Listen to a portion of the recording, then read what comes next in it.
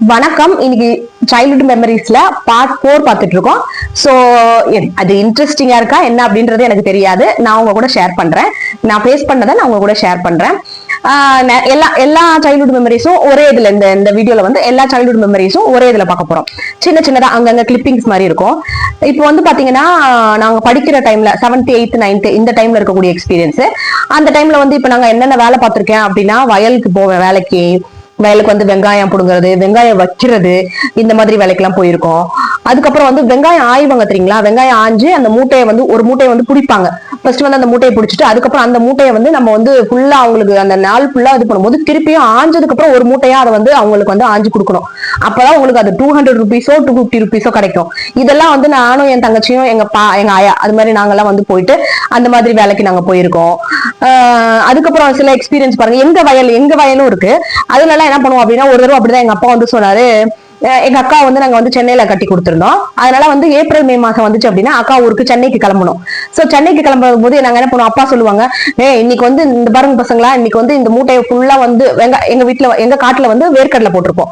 அப்ப 1000 விலையெல்லாம் இருக்குன்னு வச்சுக்கோங்களேன். அப்ப என்ன சொல்லுவாரு, ஒரு சேலஞ்ச் மாதிரி சொல்லுவாரு, எனக்கு தங்கச்சி அக்காவுக்கு எல்லாருக்கும் சேர்ந்து எல்லாரும் ஆளுக்கு ஒரு மூட்டை வந்து ஆஞ்சு வச்சிருங்க, வேர்க்கடலை வந்து ஆஞ்சு வச்சிருங்க, நான் வந்து உங்களை சென்னைக்கு அனுப்புறேன் அப்படின்னு சொல்லுவாரு. நாங்க எல்லாம் போட்டி போட்டுட்டு சென்னைக்கு போறோம், அக்கா ஊருக்கு போறோம், அக்கா வீட்டுக்கு போறோம் அப்படின்னு. சென்னைனா எங்களுக்குலாம் அப்படி ஒரு அதுதான் வந்து வெக்கேஷன் போற இடமே. அதனால செம்ம ஜாலியா இருக்கும். அதனால எல்லாம் கட கட கடன்னு எவ்வளவு இந்த முதுகுலாம் அப்படியே ஜிவ்னு வலிக்கும். அதெல்லாம் எதுவுமே பொருட்படுத்துறது இல்ல. கஷ்டப்பட்டு எல்லாம் ஆஞ்சு இது பண்ணிட்டு அன்னைக்கு இது பண்ணி ஒரு மூட்டை இது பண்றேன்னு வச்சுக்கோங்க. அப்பா நாங்க எல்லாம் ஆஞ்சிட்டோம்ப்பா இன்னைக்கு அப்படின்னு சொல்லிட்டு அவர் என்ன பண்ணுவாரு, சரி சரி ஊருக்கு கிளம்புங்க அப்படின்னு சொல்லிட்டு ஏற்பாடு பண்ணிடுவாரு. நாங்க அது மாதிரி ஊருக்கு போவோம். அப்புறம் இன்னொரு வேலை செய்வேன், என்ன எல்லாருமே செய்வோம். என்ன அப்படின்னா, அந்த வேர்க்கலை இப்ப ஆஞ்ச பாத்தீங்களா, இப்ப அந்த ஆஞ்ச வேர்க்கல்ல திருப்பி எங்க வீட்டுக்கு வரும்.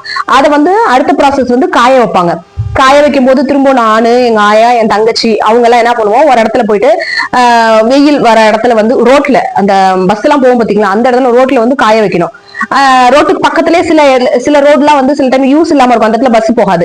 அந்த மாதிரி இடத்துல வந்து காய வைப்பாங்க. இப்போ காய வச்ச வேர்க்கல்ல எடுத்து வந்து உடைச்சு அதை வந்து வேர்க்கலையை தனியா எடுத்து வைக்கணும். அந்த வேலையும் நாங்க பார்ப்போம். வீட்டுல வந்து அப்படியே கூறு அந்த வேர்க்கலை எல்லாம் கூறு நாங்க வந்து எடுத்து வச்சுட்டு அதை வந்து உடைச்சு அது அப்படியே ஒன்னாவே சேர்த்து வைப்போம். அந்த உடைச்சிட்டு வேர்க்கல்ல தோல் ரெண்டுமே ஒன்னா இருக்கும்.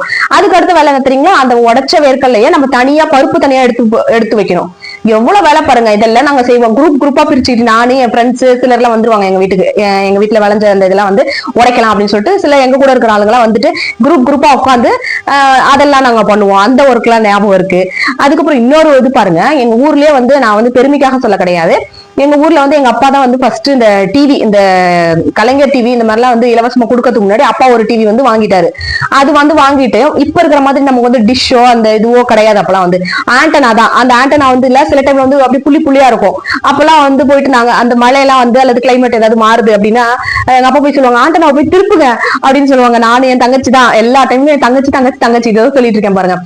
போயிட்டு ஆண்டனா போயிட்டு அப்படி இப்படி திருப்புவோம். அது திருப்பின உடனே இப்ப தெரியுது அப்படின்னு சொல்லிட்டு கிளியரா இது பண்ணுவாங்க. அப்புறம் இந்த டிவின்னு சொன்னோன்னு இன்னொன்னு ஞாபகம் வருது. இந்த டிவியை வந்து என்ன பண்ணுவாங்க அப்படின்னா, அப்பாவுக்கு வந்து ஒரு இது என்னன்னா, சரி நம்ம மட்டும் தானே இதை பயன்படுத்துறோம், நம்ம மட்டும் தான் இந்த டிவி இது பண்றோம் பாக்குறோம், நம்ம ஊர் மக்கள் எங்க தெரு ஒரு ஊட்டி தெரு அவங்க எல்லாம் வந்து பாக்கிறதுக்கு இல்லைன்னு சொல்லிட்டு இந்த ஒளியும் போடுவாங்க. அதுக்கப்புறம் படம் போடுவாங்க. இந்த பொதிகை தான் அப்பயும் சேனல்ஸ் இருக்கும்.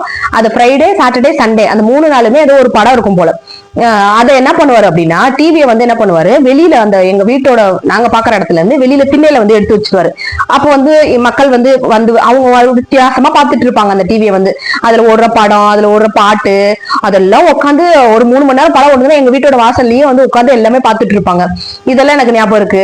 இன்னும் சில டைம்ல வந்து சண்டே சில டைம்ல ஸ்பெஷல் இருக்குன்னு வச்சுக்கோங்க. எங்க ஊர்ல இருக்க பசங்க குட்டீஸ் எல்லாருமே எங்க வீட்டோட கதவுல இருந்து எங்க தோட்டத்தோட எண்டு வரைக்கும் பாதி தூரம் அவ்வளவு கூட்டமா நிப்பாங்க. அந்த சண்டே ஆச்சுனாவே எங்க வீட்டுல வந்து சண்டே ஆச்சுன்னா அவ்வளவு ரஷ் இருக்கும். அந்த படம் பார்க்கறதுக்காக எல்லா பசங்களும் நின்று பாத்துட்டு இருப்பாங்க.